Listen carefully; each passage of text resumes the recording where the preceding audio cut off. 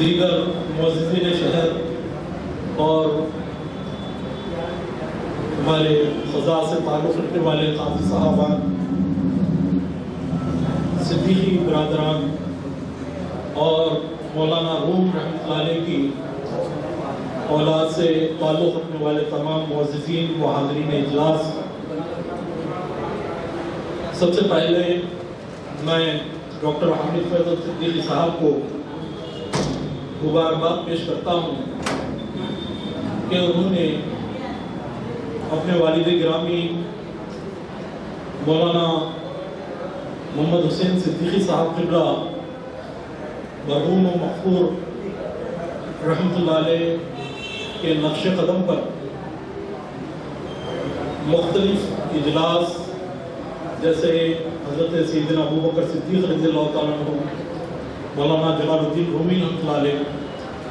اور دیگر جو تقاریب والد گرامی کیا کرتے تھے، اس کو مزید اضافے کے ساتھ آپ سر انجام دے رہے ہیں۔ اور ہر سال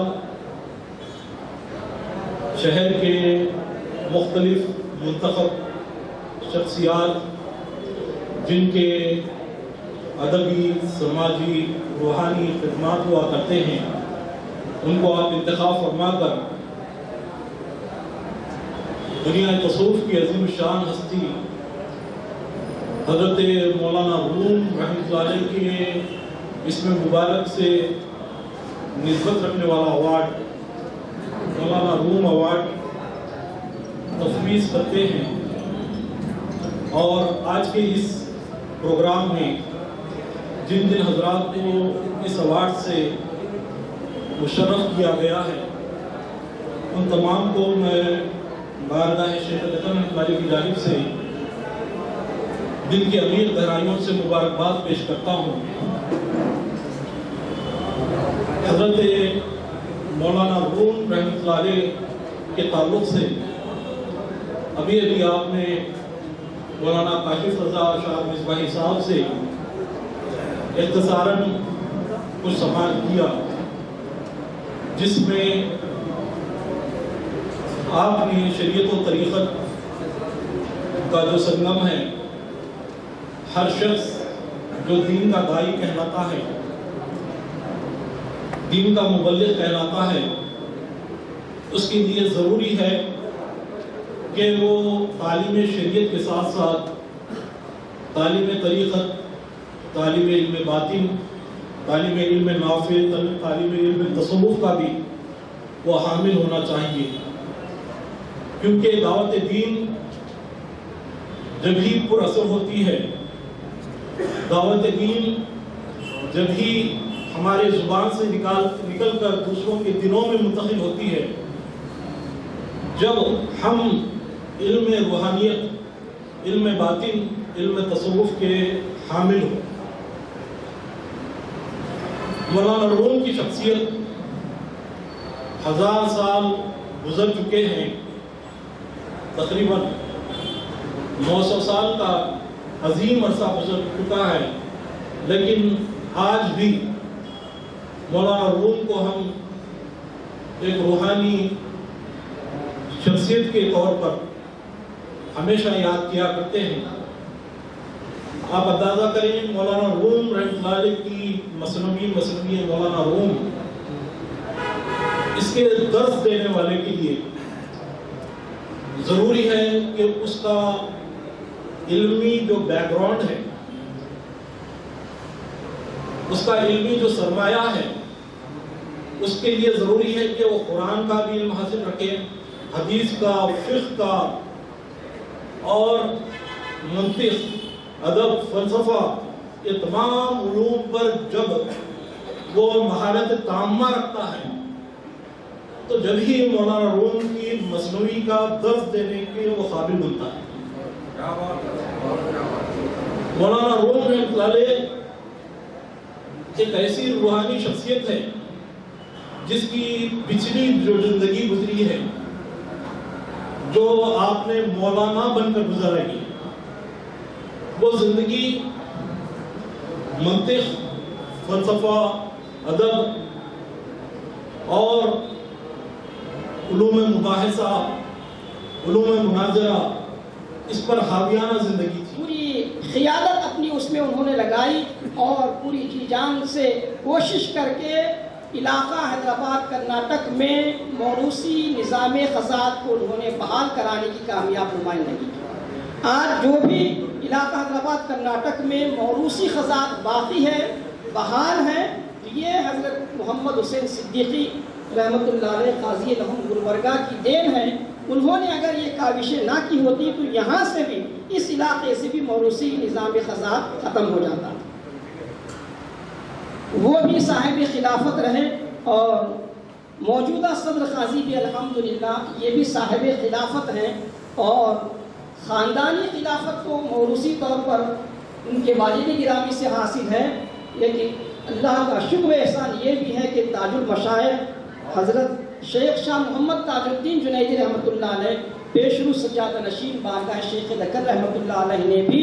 آپ کو 3 سلاسل میں نعمت خلافت و اجازت سے سرفراز فرمایا. حضرت کہ آپ آخری خلیفہ ہیں، آپ کو خلافت عنایت کرنے کے بعد کوئی اور شخص آپ سے خلافت نہ پا سکا، یہ آپ کے لیے بڑی سعادت کی بات ہے. آج بھی یہ خانوادہ صرف منصب قضات کو پورا نہیں کر رہا ہے، بلکہ خانقاہی نظام، ذکر اذکار کی محفلیں، نعت کی محفلیں، تزکیہ نفس کے لیے واعظ و نصیحت کی محفلیں، یہ ساری محفلیں ہفتہ واری، ماہانہ واری اور سالانہ محفل جس میں آج ہم شریک ہیں، گزشتہ کئی سالوں سے مولانا جلال الدین رومی رحمۃ اللہ علیہ کی یاد میں قاضی محمد حسین صدیقی رحمۃ اللہ علیہ نے اس مجلس کا آغاز کیا اور پورے تسلسل کے ساتھ ان کے جانشین یہ مجلس اس محفل کو منعقد کرتے آ رہے ہیں. نہ صرف یہ بلکہ اس خانوادہ خزانت گلبرگہ جو صدیق اکبر کی اولاد سے ہیں، خانوادہ صدیقی جو حضرت ابو بکر صدیق کے نبیرہ ہیں، یہ پورا خانوادہ صرف خزانت کی ذمہ داریوں کو پورا نہیں کر رہا ہے، بلکہ جیسا کہ سرکار نے فرمایا، حضرت صدیق اکبر کے متعلق ارشاد ہے سرکار کا، میری امت پر ابو بکر سب سے زیادہ مہربان اور سب سے زیادہ نرم ہیں. یہ نرمی اور محبت، امت کی محبت، امت کا درد، امت کی تڑپ ابو بکر صدیق رضی اللہ تعالیٰ عنہ کو جو حاصل تھی نا، یہ نسلاً بعد نسل منتقل ہوتی آ رہی. میں نے خود دیکھا ہے کہ لاک ڈاؤن جیسے نازک حالات میں تقریباً 2000 سے زیادہ خاندانوں کو قاضی صاحب نے غلہ پہنچایا، اناج پہنچایا، ان کے راشن کا انتظام کیا، گھر تک پہنچایا. کئی بیماروں کو علاج کا، تیمارداری کا انتظام کیا، علاج کا انتظام کیا، دواؤں کا انتظام کیا. اور کئی جلسے دینی اور کاؤنسلنگ سینٹر بھی انہوں نے قائم کیا. اس کاؤنسلنگ سینٹر میں ہر ہفتہ یہ منعقد ہوگا. اس میں جو ہمارے آئینی مسائل ہوتے ہیں، عاقلین کے درمیان ہوں یا عاقلین کے خاندان والوں کے درمیان ہوں، ان کو قرآن و سنت کی روشنی میں حل کرنے کی کامیاب کوشش قاضی حامد فیصل صدیقی صاحب مدظلہ العالی پورے اخلاص اور الہیت کے ساتھ اس کا انہوں نے آغاز کیا ہے، اور اس کے خاطر خواہ نتائج بھی ہمارے سامنے آ رہے ہیں. اس سے کئی گھرانے، اب تک تو یہ خانوادہ ذاتی طور پر اس کام کو انجام دے رہا ہے. الحمدللہ ان کی یہ فراغ دلی ہے کہ اس کام میں علماء اہل سنت کو بھی انہوں نے شامل کیا ہے. علماء کو شامل کر کے علماء کی خدمات دے کر کاؤنسلنگ کا کام جو ہے نا انجام دیا جا رہا ہے. دیگر مواقع پر کئی طرح کے خدمت خلق کا کام بھی یہ خانوادہ انجام دیتا رہا ہے. 350 سال کا طویل عرصہ ہوا ہے. اللہ تعالیٰ اس خانوادے سے اس تاریخی شہر حسن آباد گلبرگہ میں دینی، علمی، روحانی، منی، فلاحی خدمات اللہ تعالیٰ انجام دلوا رہا ہے. یہ حضرت صدیق اکبر کا فیضان ہے. صدیق اکبر میں عشق رسول بھی موجود تھا، صدیق اکبر میں امت کی محبت بھی موجود تھی، امت کی رہنمائی کا درد بھی آپ کے اندر تھا، امت کی اصلاح کا درد بھی رکھتے تھے. امت کی فکر رکھنے والے، آقا علیہ السلام کی امت کی سب سے زیادہ فکر رکھنے والے اگر کوئی ہیں تو حضرت صدیق اکبر ہیں. یہ سارے اوصاف حضرت صدیق اکبر رضی اللہ تعالیٰ عنہ کے لطف و کرم سے، ان کی دعاؤں سے اللہ نے ان کی اولاد میں بھی یہ سارے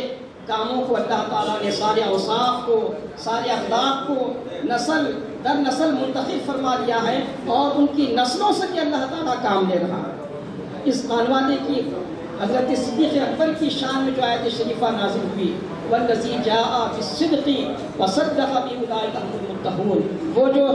حق لے کر آئے اور جس نے حق کی تصدیق فرمائی یہی متقی ہے۔ صدق اور صفا یہ خانوادہ صدیقی کے ممتاز اوصاف ہیں۔ صدق و صفا اس خانوادے میں من جانب اللہ اس خانوادے کو یہ اوصاف ودیت کیے گئے ہیں۔ صدق و صفا ان کے ممتاز اوصاف ہیں۔ انہی اوصاف جلیلہ کی وجہ سے بے شمار خدمات ان سے انجام پا رہی ہیں۔ میں اس خانوادے کی خدمات کو خراج تحسین پیش کرتا ہوں اور امید کرتا ہوں کہ یہ خانوادہ اسی طرح ہمیشہ جب تک اللہ تعالیٰ موقع عطا فرمائے اپنے دینی، علمی، روحانی، فلاحی، رفاہی خدمات کو جاری و ساری رکھے گا اور اپنے اجداد کرام حضرت مولانا جلال الدین رومی رحمۃ اللہ علیہ کے فیضان کو، حضرت عبد القادر صدیقی رحمۃ اللہ علیہ کے روحانی فیضان کو،